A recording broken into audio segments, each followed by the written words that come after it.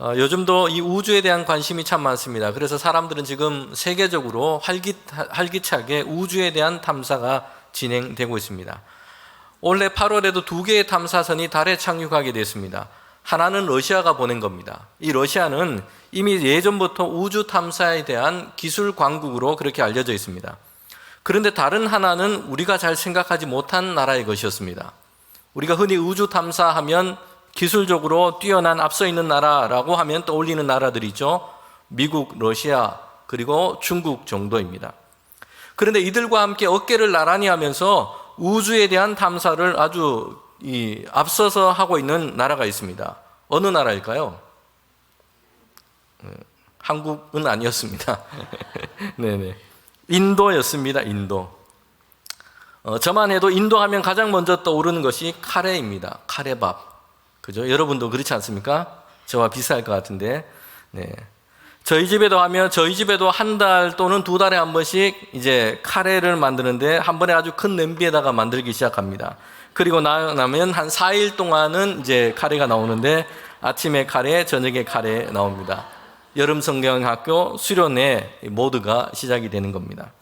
저희 집 아이들은 참 식성이 좋은 편입니다. 참 맛있게 잘 먹어요. 근데 3일이 지나고 이제 4일이 되면 아이들 중에 한 명이 얘기합니다. 엄마, 카레 언제까지 먹어? 그럼 제가 옆에서 대답해 줍니다. 맛있게 먹어. 안 그러면 카레 끝나고 짜장이 나올 줄 몰라. 라고 얘기를 해줍니다. 여러분, 인도는 카레의 고장만이 아니라 인재가 많고 과학기술이 아주 발달한 나라입니다. 인도에서도 진작부터 탐사선을 보냈는데 2008년도에 달에 이제 1호 탐사선이 도착하게 됩니다. 그리고 올해에는 3호로 달에 이제 이 탐사선을 착륙시킨 것입니다. 그런데 기사를 보니까 인도는 다른 나라와 다른 계산법을 가지고 항로를 가지고 지금 달에 탐사선을 보낸다고 합니다.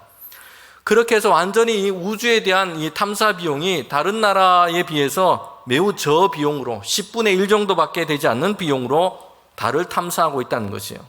어떻게 그럴 수 있는가 보니까 다른 탐사선은 많은 연료를 태워서 곧장 그 추진력으로 이제 목표한 지점을 향해서 가도록 합니다.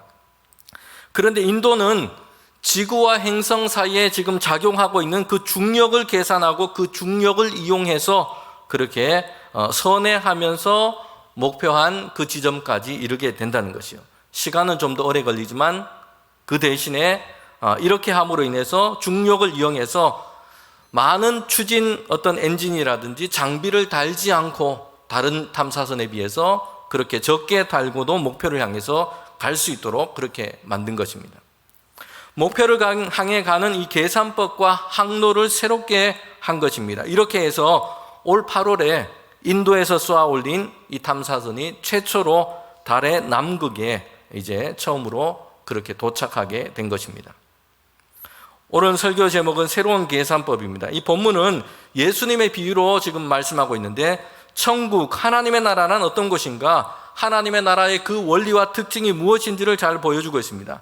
그런데 여기에는 우리가 상식적으로 생각하는 것과는 다른 계산법이 지금 등장하고 있습니다. 자, 그럼 오늘 본문의 이 비유, 예수님께서 언제 누구에게 어떤 이유로 말씀을 하셨는지를 살펴볼 필요가 있습니다.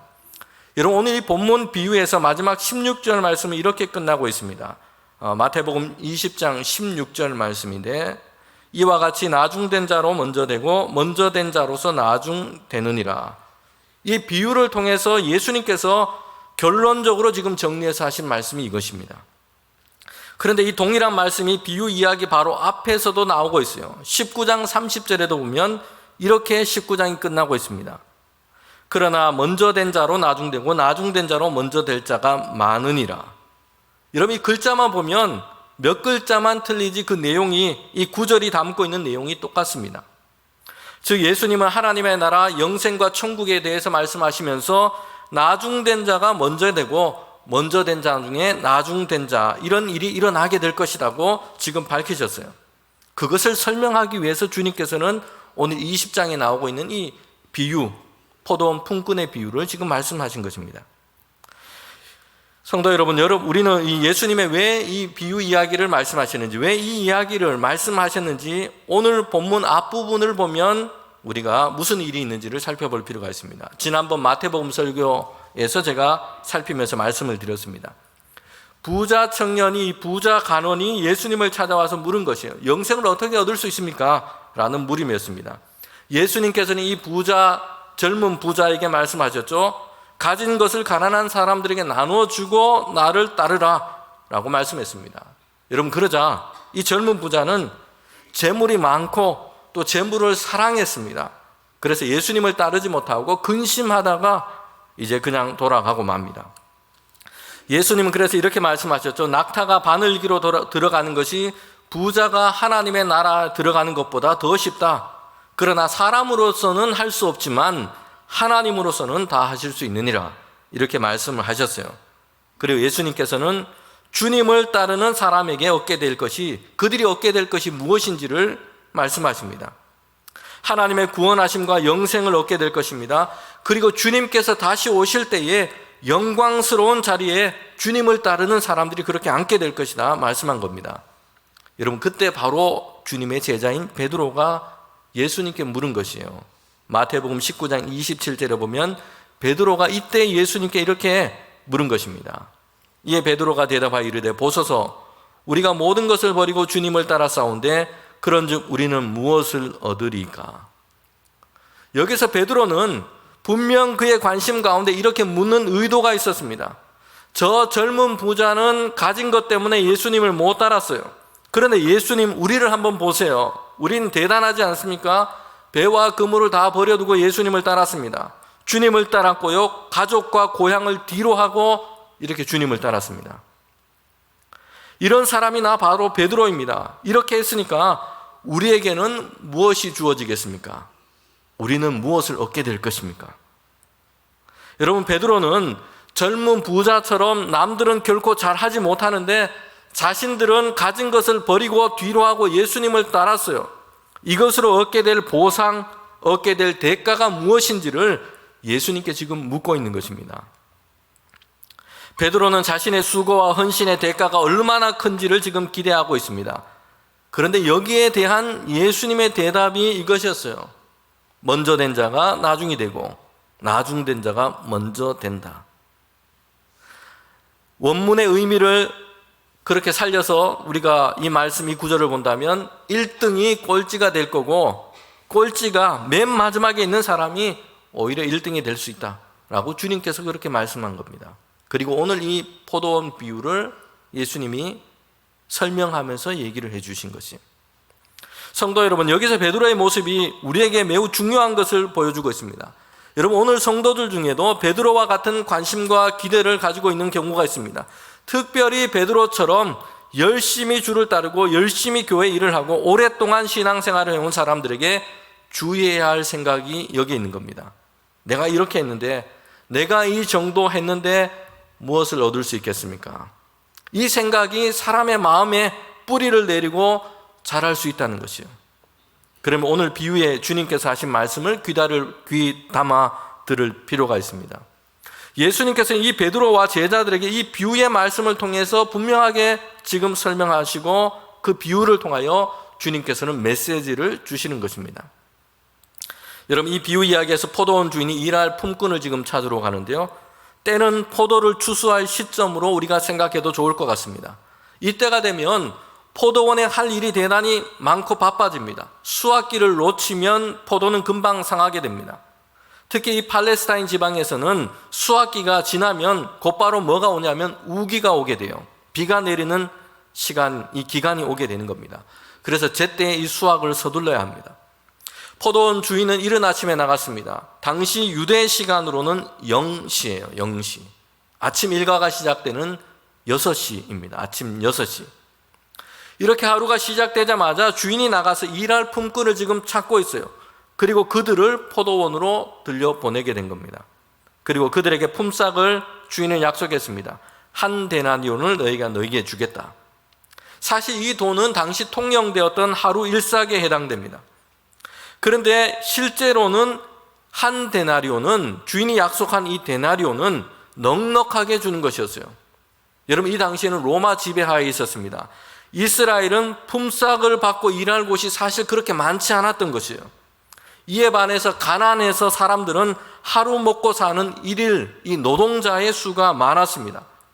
그래서 이 시장에서 공급과 수요의 법칙이 여기서 적용이 되는 것이죠. 고용하는 사람들은 노동자를 고용하면서 품삯의 10%, 20%를 깎아서 부르기도 했습니다. 그렇게 해도 일할 사람이 얼마든지 많았어요. 그래서 저렴한 일당을 주고 일꾼을 쓰는 것이 보통의 경우였다는 것이에요.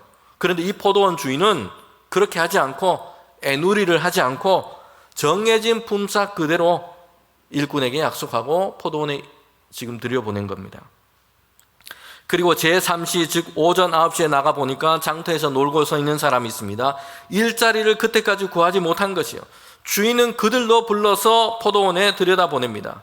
그러면서 주인이 이렇게 약속하죠. 내가 너희에게 상당히 주리라.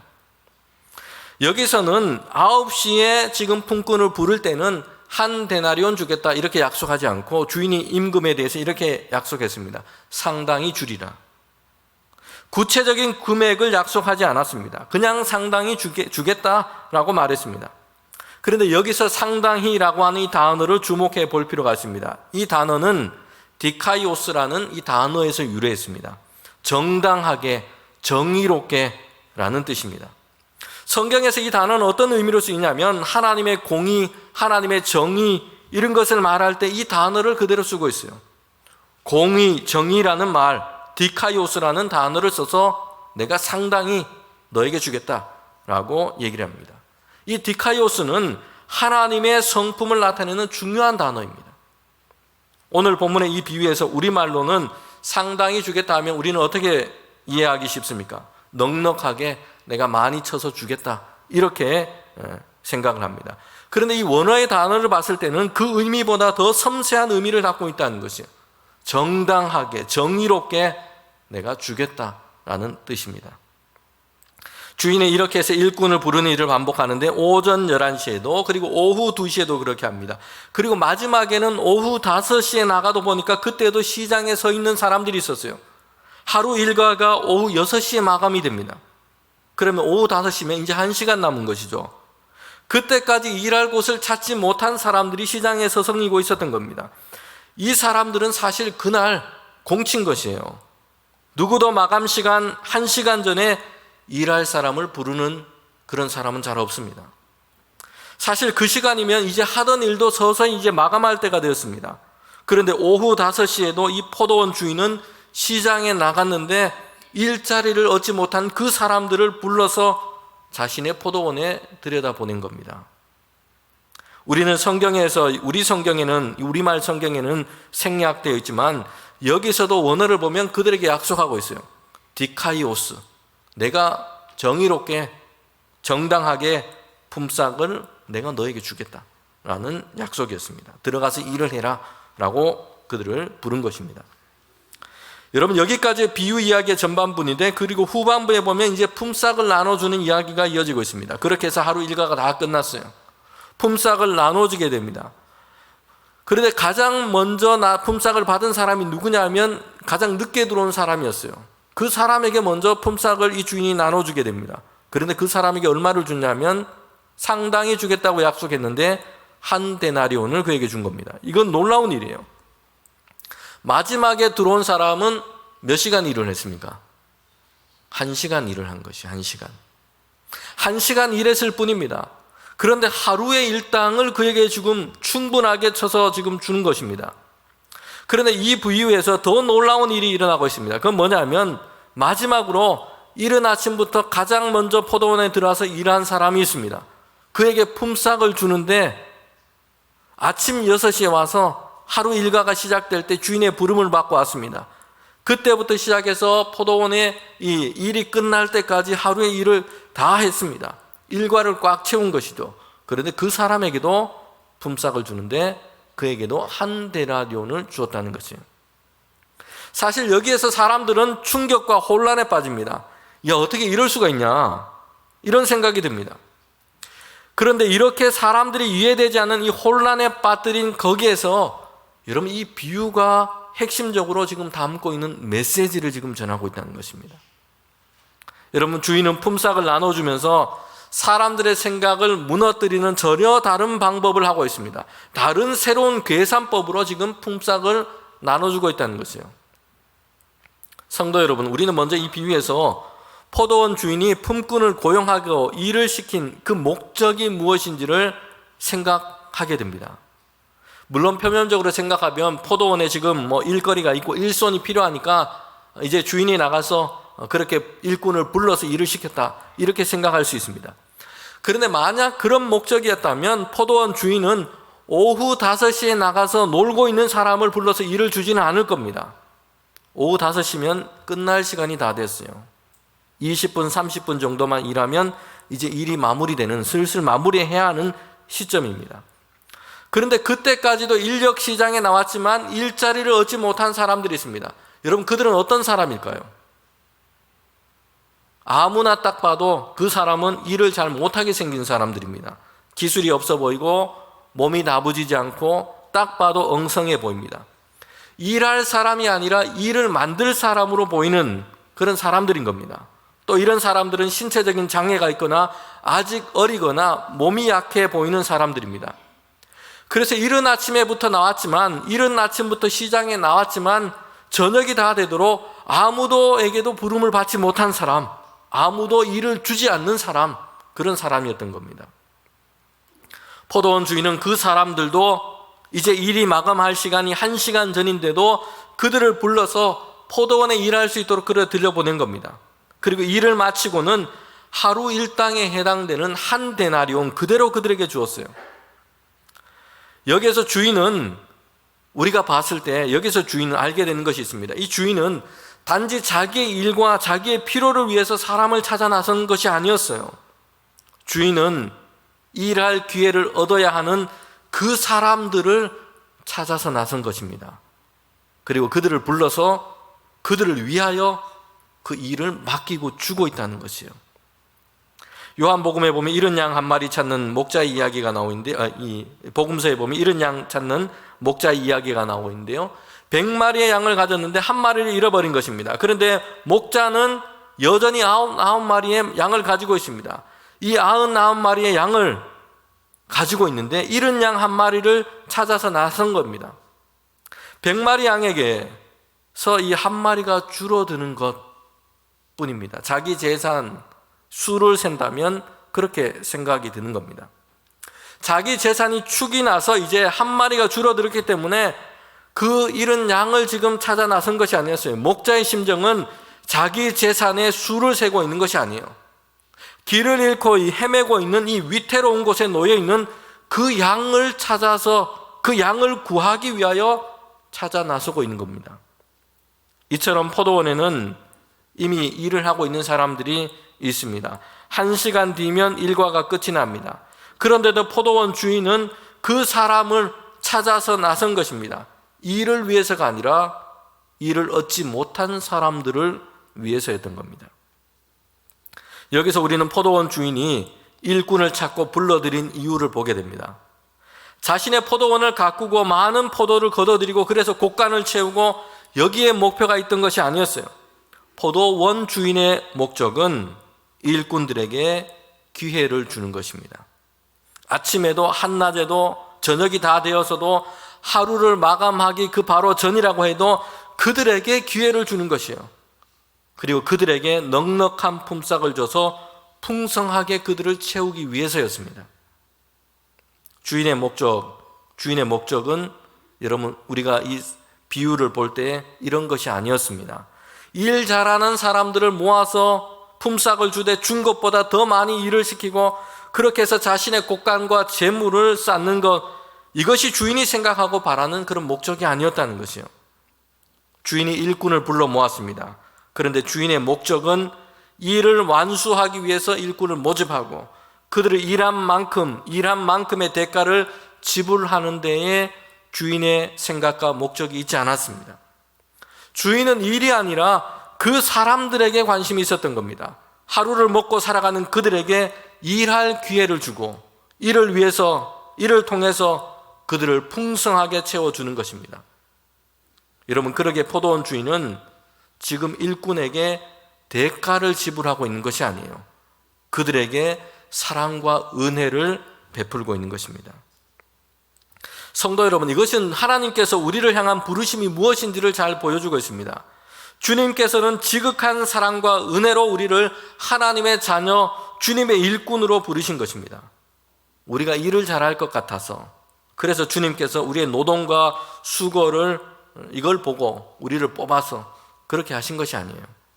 그럴 목적이었다면 아마 저 같은 사람을 주님께서는 일꾼으로 부르지 않으셨을 겁니다. 인물 좋고 스마트하고 말 잘하고 뭐 이런 사람들을 세상에 얼마나 많습니까? 그런 사람을 하나님께서는 부르셨을 겁니다. 결혼정보회사에서 이 20, 또 30대 사람들이 생각하는 결혼 상대자 이상형이 어떤 사람인가 설문조사를 해서 이 발표를 했습니다. 신랑감으로는 키가 180cm. 저는 이미 탈락입니다. 저는 연봉이 6천만 원 이상, 자산이 3억 이상 되는 사람, 4년제 대학 졸업에 거기에다가 성격이 좋은 사람. 아마도 교회를 다니는 사람 같으면 이 모든 것에 더해서 하나를 더 붙여요. 신앙이 좋은 사람.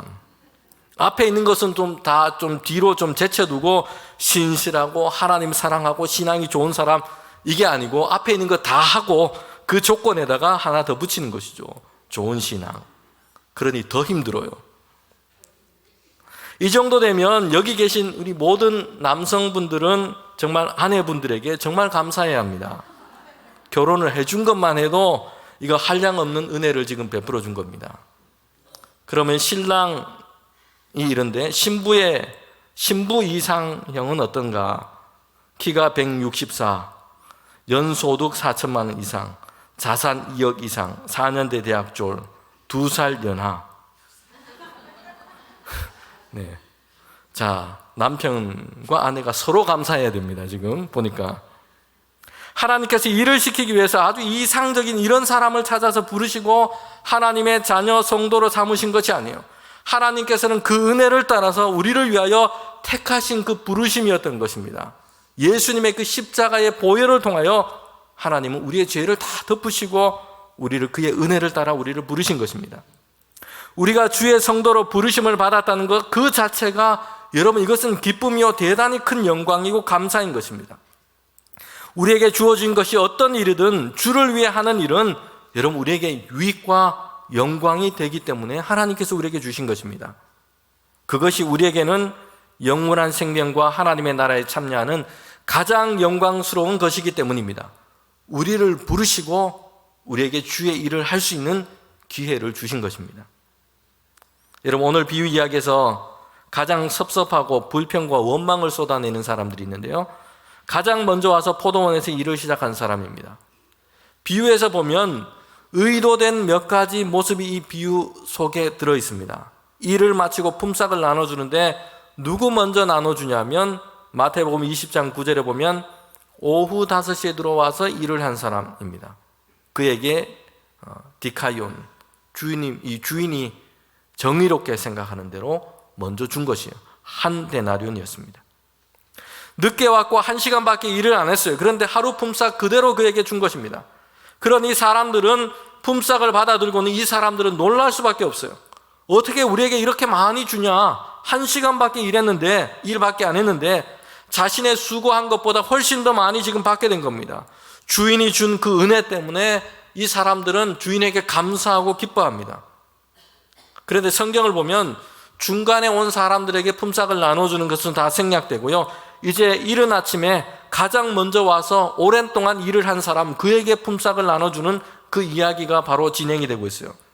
여러분, 그들은 뒤에 서서 1시간밖에 일을 하지 않은 그 사람들이 품삯을 받는 것을 봤습니다. 그들이 한 데나리온을 받았어요. 그러면 자연스럽게 그의 머릿속에는 이 계산기가 작동합니다. 점심시간, 휴식시간 다 빼고도 거의 8시간 이상을 이 사람들보다 내가 일을 더 했으니까 그 사람들이 받은 거에 비하면 최소한 2배 아니면 3배는 받을 수 있겠다라는 계산이 나옵니다. 그들의 순서가 되었습니다. 이제 주인이 그들에게 품삯을 줍니다. 그런데 어찌 된 일인지 그들에게도 한 데나리온만 준 겁니다. 여기서 불평과 원망이 나오게 된 것이죠. 마태복음 20장 12절 말씀입니다. 나중에 온 사람들은 1시간밖에 일하지 아니하였거늘 그들이 종일 수고하고 하여 더위를 견딘 우리와 같게 하였나이다. 여러분, 여기에서 그들이 처음 온 사람들, 그들의 불평, 그들의 원망, 이것이 여기 드러나 있습니다. 한편에서는 이해가 되기도 하죠. 1시간 잠깐 일한 사람에게도 한 데나리온을 주었는데 이른 아침에 와서 포도원에서 와서 하루 종일 일을 했습니다. 정오에 그 뜨거운 태양 아래서 그 더위를 견디면서 일을 했어요. 물리적인 시간만 계산해봐도 일한 양이 엄청나게 차이가 납니다. 그런데 똑같이 한 데나리온을 받은 것이요. 그러니 주인에 대한 불평과 원망이 그들에게서 나오는 것입니다. 그런데 주인의 대답은 분명합니다. 내가 너에게 일을 시작하면서 넉넉하게 약속한 대로 한 데나리온 주겠다 약속을 했다. 어떻게 불평과 원망을 쏟아내며 주인이 악하다 말하느냐. 나는 약속한 대로 너에게 넉넉하게 주었다라는 것이에요. 그들도 포도원 주인의 부르심을 처음 받았을 때는 기쁘게 일을 시작했습니다. 여러분, 인력시장에 이른 아침에 나와 있어요. 그 많은 사람들 사이에서 이른 아침에 처음으로 그들은 택함을 받았던 겁니다. 그리고 그들에게 일할 기회를 그들은 얻게 된 것입니다. 이렇게 기쁨으로 일을 시작을 했어요. 그런데 마지막에는 무엇으로 마치고 있습니까? 원망과 불평으로 마치고 있다는 것이요. 늦게 온 사람들이 받은 그 품삯과 자신의 것을 비교하고 있기 때문입니다. 그러면서 자신의 수고와 노동에 대한 대가가 지금 부당하다, 충분하지 않다, 이렇게 불평하고 있는 것입니다. 여러분, 이것이 마태복음 19장에서 베드로가 예수님께 질문할 때에 그의 마음속에 틈탄 생각이었습니다. 우리는 이렇게 많이 했는데, 우리는 이렇게 많은 것을 버리고 예수님을 따랐는데, 우리는 이렇게 주님과 함께 이렇게 동행하고 있는데 우리는 얼마나 더 큰 것을 받겠습니까? 하나님 앞에서 자신의 수고와 행위가 그 앞서게 된 것입니다. 거기에 대한 대가를 요구하고 있습니다. 이런 사람들은 예수님께서 말씀하시는 것이죠. 하나님의 나라에서 이런 사람은 먼저 되었지만 나중된 자가 되고 말 것이라고 말씀하고 있습니다. 여러분, 나중 온 사람에게 주인은 한 데나리온이라는 큰 품삯을 주었습니다. 그런데 그 기준이 뭡니까? 디카이오스, 주인의 정의대로, 주인의 뜻대로입니다. 그 사람이 일한 노동의 크기로 주지 않습니다. 주인의 은혜로운 계산법대로, 주인이 생각하는 이 정의대로 그대로 준 것입니다. 그러나 누구도 그리스도 안에서 하나님의 부르심에 응답한 사람은 하나님이 세우시는 정의대로 그 은혜에 따라서 대하겠다라는 것입니다. 그 사람의 자격, 그 사람의 신분, 그 사람의 행위대로 따지지 않고 하나님께서는 모든 사람을 위하여 세우신 그 의, 그것이 여기에 있으니 예수 그리스도의 십자가에서 흘리신 그 보혈과 그 피로, 그 은혜로 동일하게 대하겠다라는 것입니다. 성도 여러분, 주의 일을 하면서 먼저 된 것, 좀 더 많이 수고한 것, 그것으로 우리 자신에 대한 훈장으로 삼으려 해서는 안 됩니다. 그것이 교회 안에서 자기를 주장하는 자격이나 힘이 되어서도 안 됩니다. 그것은 하나님께서 세우신 의가 아니에요. 하나님이 세우신 의는 그리스도 안에서 모든 사람이 그 은혜를 따라 부르심을 받았다는 것이요. 이것을 깨닫는 것입니다. 그리고 그 은혜를 따라서 감사함으로 영광스러운 주의 일에 각각 그 기쁨을 따라서 주의 일에 참여하는 것입니다. 여러분, 분명 누군가는 우리 교회 안에서도 마찬가지예요. 누군가는 다른 사람들보다 더 많이 수고하게 될 겁니다. 그런데 적게 하는 사람들과 비교하면서 거기에서 자기의 영광을 찾거나 그렇게 할 필요가 없다는 것이에요. 적게 하는 사람들이 헌신이 부족하다며 가볍게 여기거나 판단하는 일을 너무 쉽게 해서도 안 됩니다. 더 많이 아파하고 더 많이 주의 일과 교회를 위해서 땀을 흘리고 더 많이 헌신하고 눈물을 흘리는 사람들이 있습니다. 더 많은 시간과 물질을 들여서 주의 일을 합니다. 교회를 향한 어떤 마음과 염려 때문에 잠을 자지 못하는 일들도 있습니다. 그런데 여러분, 그 자체가 오늘 말씀을 통해서 보게 됩니다. 그 자체가 이미 우리에게 주신 영광이라는 것이요. 이렇게 부족하고 연약한 자가 하나님의 부르심을 받고 하나님의 영광스러운 일에 쓰임을 받고 있는 것, 그 자체가 기쁨이고 그 자체가 우리에게 주신 가장 영광스러운 상입니다. 여러분, 사도행전 5장에 보면 사도들이 능력과 기적을 행했고 예수님을 전하게 됩니다. 여러분, 그러다가 대제사장과 사안에 드린 공회 앞에 서게 되고 옥에 갇히게 됩니다. 매를 맞고 고초를 당하게 됩니다. 그런데 사도들이 이렇게 얘기를 해요. 사도행전 5장 41절 말씀입니다. 사도들이 그의 이름을 위하여 능력받는 일에 합당한 자로 여기심을 기뻐하면서 공회 앞을 떠나니라. 여러분, 사도 베드로도 베드로전서 4장에 보면 다시 직접적으로 이렇게 얘기를 하고 있어요. 4장 13절입니다. 오히려 너희가 그리스도의 고난에 참여하게 된 것을 즐거워하라. 이는 그의 영광을 나타내실 때에 너희로 즐거워하고 기쁘시게 하려 함이라. 16절입니다. 만일 그리스도인으로 고난을 받으면 부끄러워하지 말고 도리어 그 이름으로 하나님께 영광을 돌리라. 여러분, 예수님께서 십자가를 지실 때에, 잡히실 때에 제자들은 얻어맞을까봐, 고난당할까봐 도망치고 막 두려워했습니다. 그들은 예수님을 배반하고 부인했습니다. 그런데 이런 제자들을 주님께서는 다시 부르시고 사도로 세우시고 그리스도의 크신 사랑을 그들에게 베풀어 주신 것입니다. 제자들은 예수님의 부활하심을 보았고 성령이 충만했습니다. 여러분, 그러자 제자들이 어떻게 되었습니까? 예수 그리스도를 위해 더 수고하고 애쓰고 하는 것이 그들의 삶의 짐이 되지 않았어요. 이런 것으로 서로 경쟁하고 다투지 않습니다. 예수 그리스도의 이름을 위하여 손해를 당하고 능력을 받는 일에 여기에 합당한 자로 여겨진 것, 이것 때문에 그들은 기뻐하게 되었다는 것이요. 나 같은 자가 예수 그리스도를 위하여 맞는 것, 고난을 당하는 것, 여러분, 이것을 제자들은 영광스럽게 생각했습니다. 핍박을 받고 욕을 먹는 것, 교회와 주를 위하여 때로는 울고 힘든 것, 이것조차도 그리스도를 위한 것이라면 나는 영광스럽게 생각한다, 나는 기쁘다 라고 제자들은 고백하고 있다는 것입니다. 주님의 사랑을 알고 그 사랑에 참여하게 된 것, 그 자체가 기쁨이요 영광입니다. 주의 일을 위해서 수고하고 헌신하는 것, 그 자체가 영광이요, 그 자체가 영광스러운 상인 것입니다. 그리스도를 위하여 일찍 부르심을 받고 그리스도를 일찍 알아서 더 많이 수고하고 더 많이 땀을 흘리고 그리스도의 그 사랑의 깊이를 더 알아서 더 많이 눈물을 흘리고 교회를 위하여 더 많이 수고하고 주의 일을 더 많이 감당하는 것, 여러분, 그 자체가 영광이라고 얘기하고 있어요. 그 기쁨을 잃지 않는 우리 모두가 되기를 원합니다. 하나님께서 우리를 이런 그리스도의 사랑 가운데 부르셨습니다.